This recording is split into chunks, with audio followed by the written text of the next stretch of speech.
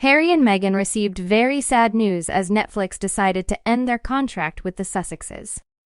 The Netflix deal that we found out about in 2020 is believed to be worth around $100 million. However, according to an insider, Netflix now feels that Meghan is disconnected from reality and doesn't understand the economic situation. The goodwill between them has almost disappeared, and there is a less friendly attitude from the top executives. The insider reports that Netflix is unlikely to renew Meghan's lucrative contract. Spotify has also noticed this and has kindly said goodbye to the couple. We are likely to do the same. Investing $100 million is significant, but these two individuals are becoming less important as time goes by worldwide. It seems that Netflix has already decided to cancel the airing of the Invictus Games, which, in my opinion, marks the end of Meghan and Harry's popularity. It's a pity that the games were overshadowed by Meghan's wardrobe choices. The heroic contestants from around the world gathered to compete, but their events were stolen by Meghan, who was seen as a villain. Now Netflix is embarrassed by this whole situation and is preparing to end any future projects involving the couple. In the beginning, Meghan and Harry left their privileged life in the UK to move to Hollywood, and Netflix offered them $100 million in exchange for their involvement. Then Spotify also joined in, but they disappointed everyone because they could only create content focused on themselves, and people don't find them very interesting either.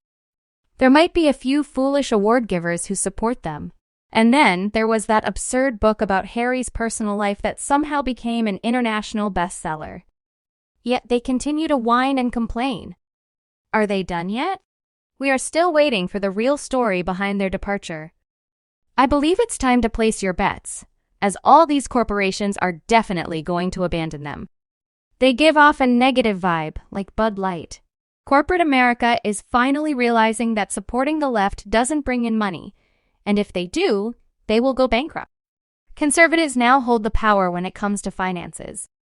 Bud Light has truly rallied the middle class worldwide.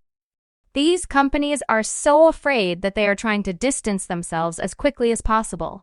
It seems that Meghan, Marcus, and Doria have been manipulating Harry and squandering his money. They have been harboring resentment against the royal family since before their sham of a wedding. I'm referring to the one where Harry was merely a pawn to fill a role, which he continues to play as a little toy soldier. Meghan is now enjoying all the attention for herself. She doesn't have her father or anyone else to walk her down the aisle. Even Harry's friends have cut off ties with both of them. Meghan is left with no genuine friends, only Harry by her side with a forced smile on her face.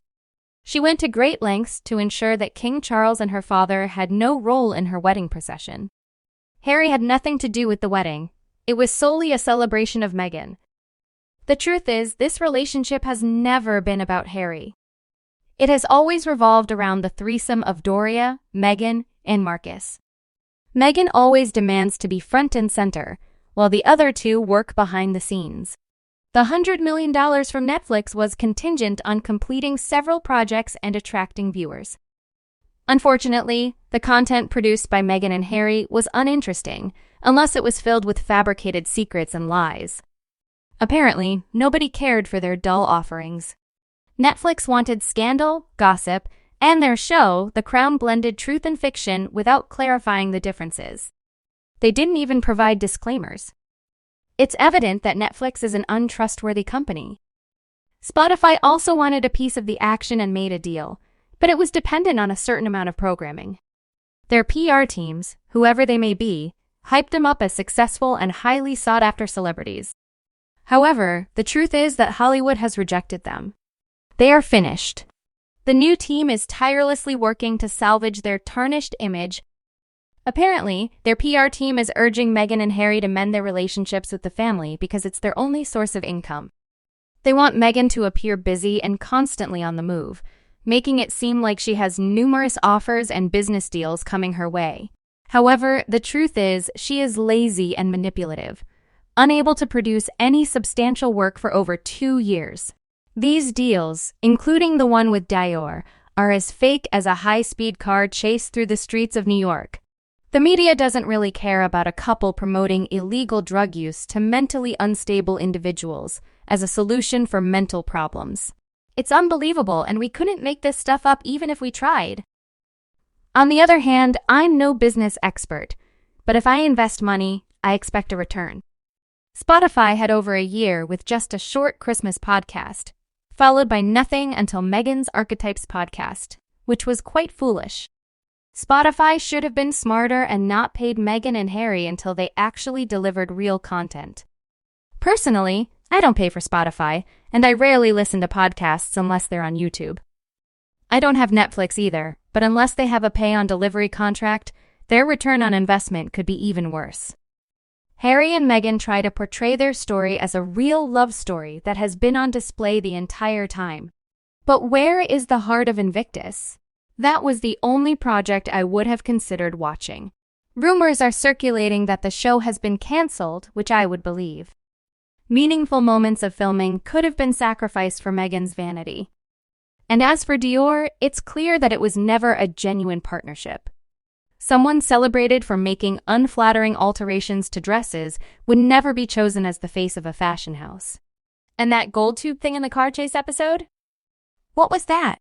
They should have 2 clauses, one requiring fittings and the other prohibiting any alteration to the clothing. And, of course, payment should be made upon delivery. I'm sure Netflix won't renew their contract because they are con artists and grifters. They don't understand the concept of hard work. Their content is simply whining and self-serving nonsense that only a few foolish people can relate to. The number of supporters they have is small, and those supporters should question their reality. They need to stop bringing America's problems to the UK to cause as much damage as possible. Their understanding of the past slave trade and perceived racial inequality in the UK is irrational. It's important to note that a few foolish individuals in the media do not represent the entire UK or its racial attitudes. It sickens me to think about the disasters Meghan and Harry have left behind with their unfinished projects and their desperate attempts to gain sympathy and create trouble to position themselves as higher-level royals. They crave control and want to say and do whatever they please. If you think that's far-fetched, trust me when I say that their imaginations were just that, and possibly even worse. Fortunately, the royal family saw through their game right away and didn't tolerate their nonsense. The Queen quickly let them go, as she would never agree to a half-in, half-out scenario. Their travel arrangements alone demonstrate their incompetence.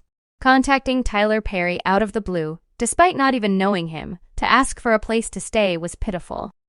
Was a hotel not good enough for them? Their grift in the UK was set up to try and establish themselves as prominent royals, which was never going to happen due to the hierarchy. It shows that neither of them possesses sensible thinking.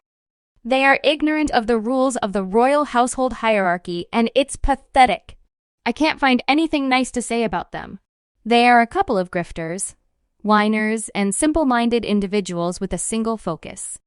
Despite their attempts to convince the world otherwise, they are far from being true humanitarians.